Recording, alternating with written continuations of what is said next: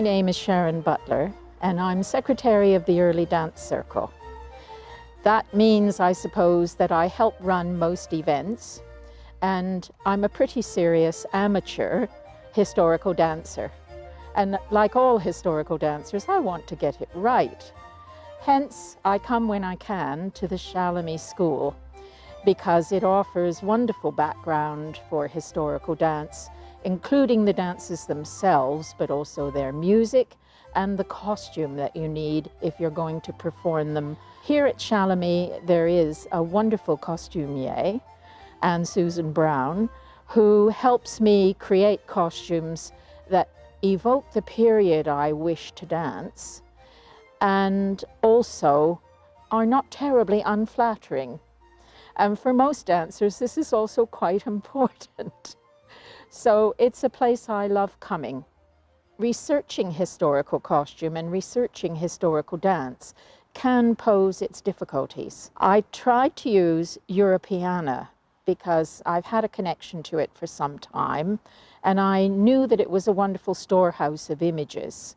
But it is an area where it could be more helpful. The dance images are relatively few and not particularly exciting. With respect to costume, it's historically very accurate in what it's depicted, but sadly, some of the costumes are, with the passage of time, rather drab. And particularly Baroque costume was never drab. The colors are stunning, the styles are exciting, the fabrics are slinky and expensive. Unless you happen to be a poor servant or a middle-class lady who's desperately trying to ape those further up the social ladder, and then you make do as best you can. And as a historical dancer, I tend to make do as best I can as well. It's a lot of fun, but it's also quite a serious undertaking. What we've been trying to do for some time is begin a project recording what we know now about historical dance and how best perhaps it can be performed within a modern context. And there are many, many ways in which it can be done. So one thing we thought was a good idea was to try to raise its profile, build better general knowledge about, for instance, what exactly Baroque dance is. And the MOOC that we are working on in partnership seemed an ideal way to do this. We envisage it as a free educational resource to begin opening up the huge world of Baroque dance to the general public, but also to professional dancers and serious amateurs who engage in other types of dance. It's an exciting world that's full of variety. I'm Barbara Siegel, and I'm a Baroque dancer. I perform, I teach, I'm a dance historian. This is our 21st summer school, and we have Baroque dance, we have early music, singing, mostly Baroque singing, commedia, which was also very popular in the 18th century at the time that the dancing is done that I'm teaching, and of course costume making, and a lot of people are making Baroque costumes. In the 16th century, dance was really dominated by Italian dancing masters, and then at the beginning, in early 17th century, the French dancing masters developed a slightly different, or quite a different style. This became belle dance, noble dance. In England, it was called French dancing. So it started at the court of Louis XIV in Paris. He loved dancing. Louis had a dancing class every day for 20, I think from the age of 6 to 22, he had a 2-hour dancing class. He was a bit upset that a lot of his courtiers couldn't do the dancing as well as he could. So he set up the Royal Academy of Dance in Paris in 1661 to teach the French belle dance.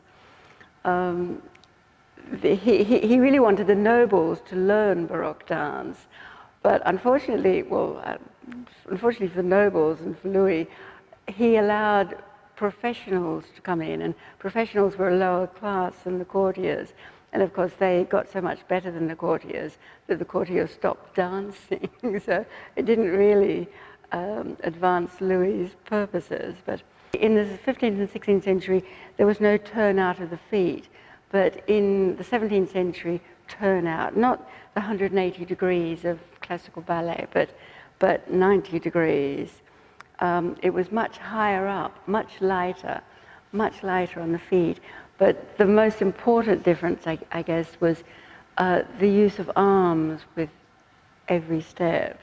So if you have a sort of double step, 3 steps in Renaissance times, your arms are here all the time. But in Baroque, 1, 2, 3, 1, 2, 3, 1, 2, 3, and Baroque dance is very closely related to the music, because you use your arm, you use going up on your toe, but perhaps more significantly your arms to mark the first beat of every bar.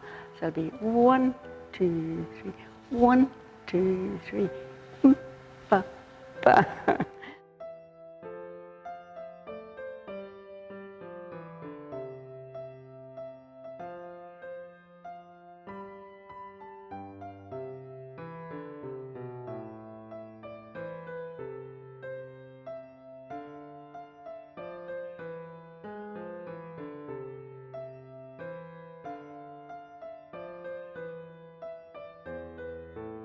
And when I'm doing Baroque dance, I feel that I am conjuring up the music with my arms and my body, that I could almost create a rhythm just with my hands and certain things of my body, yip, papa, yump. So I almost feel as if I'm creating the music. I think that the existence of there was the Royal Academy of Dance in Paris, and they were very strict. The dancing masters were not permitted to create a new step unless it was passed by the academy. And you couldn't even teach a dance that you'd made up unless this was passed by the academicians. Whereas in England, there was nothing like that. So, for instance, in England, people dance to hornpipes, and in hornpipes, the music is in triple time, and the dance step is largely in duple time. So you get these wonderful cross rhythms. And there was nothing like that in France, and I think maybe there was just much more freedom in England. It's interesting if you compare a lot of the English and the French dances. The English dancers, every step will be different. If you have pas de bourrée, contretemps, you'll have pas de bourrée with 1 bend, pas de bourrée with 2 bends, contretemps with 1 bend, contretemps with 2 bends. Whereas in France, you don't get such a variety. But another thought, as far as we know, up till certainly the middle of the 18th century, the men, for sure, wore masks. And so, in Paris, so the expression on their faces was completely lost. And a very popular dancing master in England, John Weaver, who was the dancing master at Drury Lane Theatre, he wanted dancing to be very expressive. And the French dancers used to come over and do lots of entrechats and high leaps and things. And John Weaver thought this was just mere capering. It was acrobatics. It wasn't really art, because he wanted dance to express the passions. In the 17th, 18th century, things had to express passion. The Royal Academy of Dance, established in 1661, they established the positions of the feet that we know in ballet today. So you have first position, which is only at 90 degrees, not the 180 degrees of modern ballet. and second position, third position, fourth position, and fifth position. But as well as the noble style of French dance, there was also comic dance done by commedia characters and what they call grotesco characters, which were what we call sort of character roles. And they established the 5 false positions of the feet. So you have false first, false second, false third, false fourth, false fifth, etc. The grotesco dancers were very highly trained dancers. The dancing masters often used to do the grotesco roles because they were the hardest. It was said that they would spin round on the balls of their toes. So maybe this was the first example of point work with the grotesco characters in the early 18th century. They say that they did pirouettes on the ends of their toes. And you have the track, this is 2 dancers, it's a duo, and on the track you have these little lines dividing the track. And what's done in that first bar there is done in the first bar of music. So that's how you relate to the two.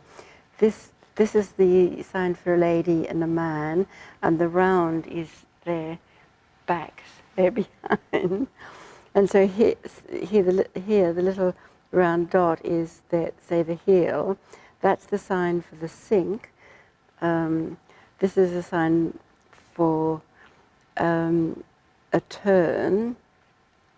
It's clear on this side. So you sink, you turn, and then you take a movement, take a step. That shows you the position of the foot at the end of the first step, but it's on the rise because that's the sign for the rise. This means that these 2 steps are related, are connected in one step unit.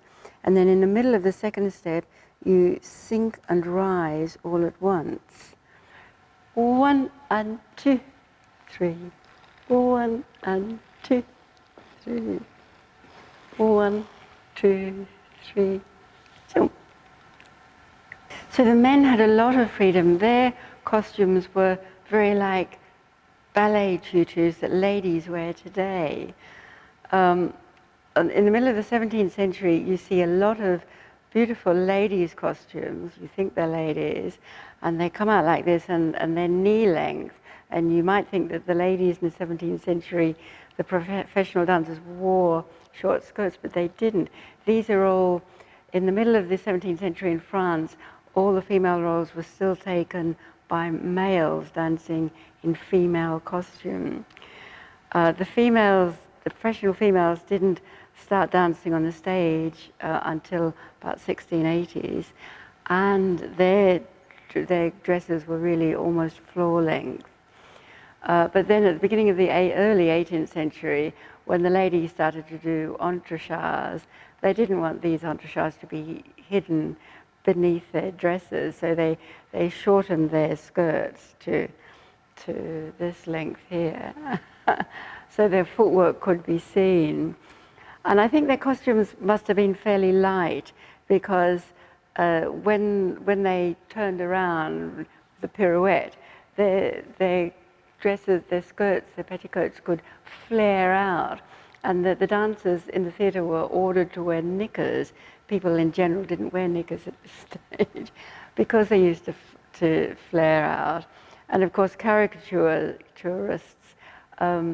portrayed the dresses flying out so that you could see their legs almost up to their knees. The caricaturists had a field day when ladies started to shorten their skirts.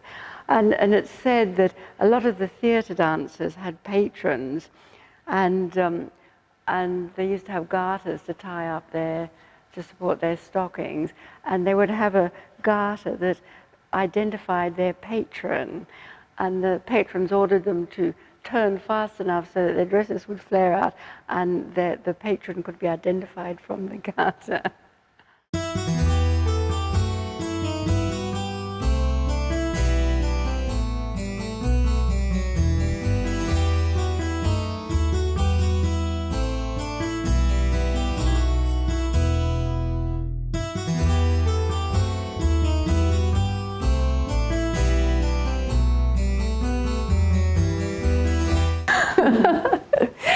Okay, I'm Anne Brown. I've been coming to CultureMoves for about 7 years now, 6, 7 years. And I came because I got to know Barbara from doing a Baroque class. And then she discovered I could actually make some costumes. And she was let down by somebody. So she said, Anne, at the last moment, can you possibly come to CultureMoves and help people make some costumes for the dance, the early dance? So that's why I'm ended up here. And I've been here, as I say, for about 7 years now. And every year is different. And everybody wants to do different periods of costumes. And I am actually a jack of all costume periods, a master of none. So basically, I've got my references, and I use these assiduously, and then other people tell me the details about what and why. But then I can go back and read up, so my knowledge is expanding. And in actual fact, the 1650s, it's very difficult to tell you very much about it because not very many of the costumes actually lasted. Because what happened, they were so beautifully designed with black work, white work, and the braids and things, but they got used time and time again. So gradually, all the fabrics were used up. So even the V&A does not have very many examples of these things, but the ones that they do, we can see certain shapes of what they look like and all the rest of it, and the embroidery on them. But there are not very many examples to see exactly what they're like. So then we go on a little bit further on. So the 1700s is a much better period to start describing things.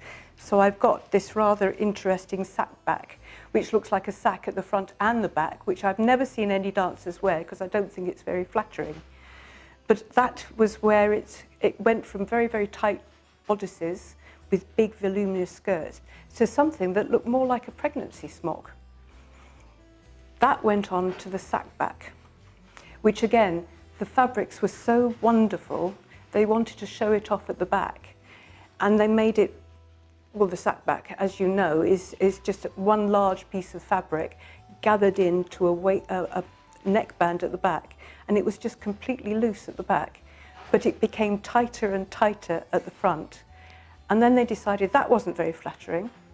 So then we ended up with polonaises because they took the sack back and actually hammered down the back pleats and into a lovely V shape, which of course was very flattering to show your wide shoulders, your little narrow waist, and that emphasized your big childbearing hips. That went on to the big court dresses. Obviously, as people were able to travel, they were able to acquire beautiful, beautiful fabrics. They were heavily embroidered, and what they wanted to see was show people the beautiful fabrics. So they made these wonderful court dresses, which just were literally out there, and it was just a flat piece of fabric with the beautiful embroideries on it. Totally impractical for everybody else, but very nice for the court dresses. Types of fabrics in the early time, linens, and they were heavily embroidered. Went into the sack back periods, the early 1700s, 1720s, something like that. You were starting to get the silks, and they were damask, and they learnt the weaving techniques, and you got the lovely, lovely colours. They were very, very bright colours, a lot of them, but they were plain silks with self patterns and all the rest of it. But then we got the flouncy things and using, I don't know whether they actually had pinking shears. I don't know that, but a lot of the decoration was just pinked edges, and they applied these on the fronts of the open robes and on the petticoats, and they also used a lot of laces and that sort of thing. When they wanted to dance, they didn't want to trip over their own feet and their dresses trodden on. So of course, they actually raised the level of the hem so you could see their ankles, which was quite unusual for those days anyway. Court dresses, no way. You would only see a pointed toe of a shoe poking out underneath. But the dancers, they had to be raised off the floor quite a lot. And of course, that goes on for your more working class. They couldn't afford, and it was dangerous as well to have long dresses. They wouldn't want to be sweeping the floors with long trains and that sort of thing, so that they actually they had it shorter rather than longer. Well, when the earlier time, they didn't actually attach the sleeves to the bodices. It was only laced. So they were able to raise their arms quite easily. But looking at the sackbacks and all the other, as it progressed, they didn't actually have a very big armhole. That didn't restrict them. That actually made their arm movements a lot better. Because obviously, if you've got a low armhole, that's going to pull when you try to move your arms, which is why they ended up putting in gussets in some clothes. But they didn't have to do that right at the beginning at all, because they literally had the arm side was tucked in to the armpit. Because they couldn't afford many dresses, an evening dress had sometimes to be worn during the day. And obviously, as it got older, maybe they wanted a lovely new evening dress, so it would be absolutely beautiful. But later on, when they worn it a few times, maybe, they said, right, okay, we can use this during the day. To make it more modest, they would have what's called a chemisette in some, in later periods, which is a little fill-in. They would also use muslin shawls to cover here, that's called a fichu. And that was just literally like a little triangular scarf covering the important bits. The beautiful dresses, the silks, were not really a good idea to hand down to working class people, but it was probably handed down to your maid, and she would adapt it for her day-to-day wear and this sort of thing, because they were never wasted anything. Everything was always recycled. But obviously silks wouldn't go well in a kitchen, so they had to have a linen interpretation of what the lord or lady of the manor would actually wear. So they wanted to look like their betters, so they would still have corsets. They would still have the peplums and the design as close as they could get to it, but they would use it in fabrics which were like, you know, hard wearing. I've talked about the sackback. The polonaise actually hammered down the pleats to make it more flattering. Marie Antoinette wanted to be a shepherdess, so she raised her skirts and ballooned the back of the polonaise up to make it look like a shepherdess. Then suddenly, in the 1790s, it all completely changed, and everybody wanted to be like a classical column.